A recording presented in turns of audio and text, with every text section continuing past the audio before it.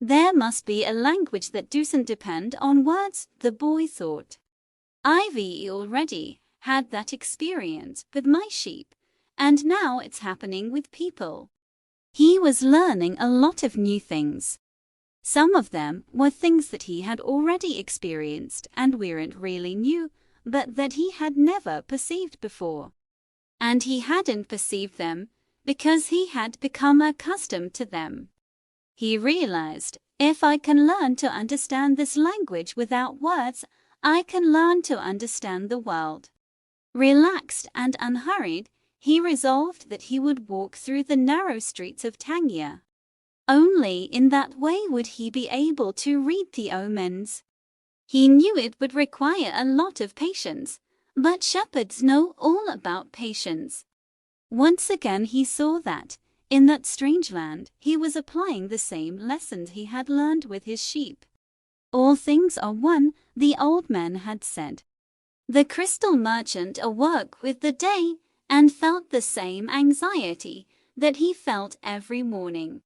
He had been in the same place for 30 years, a shop at the top of a hilly street where few customers passed. Now it was too late to change anything. The only thing he had ever learned to do was to buy and sell crystal glassware. There had been a time when many people knew of his shop: Arab merchants, French and English geologists, German soldiers, who were always well-heeled. In those days it had been wonderful to be selling crystal, and he had thought how he would become rich and have beautiful women at his side as he grew older. But, as time passed, Tangier had changed. The nearby city of Therta had grown faster than Tangier, and business had fallen off.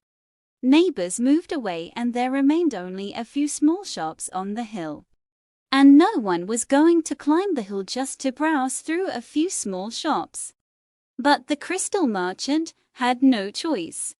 He had lived 30 years of his life buying and selling crystal pieces, and now it was too late to do anything else.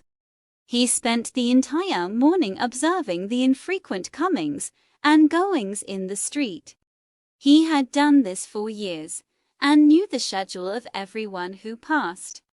But, just before lunchtime, a boy stopped in front of the shop.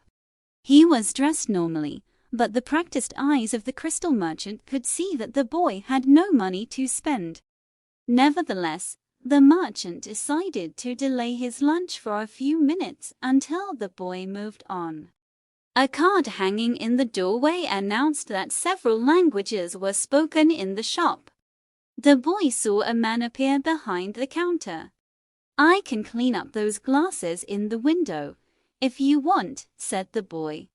"The way they look now, nobody is going to want to buy them." The man looked at him without responding. "In exchange, you could give me something to eat."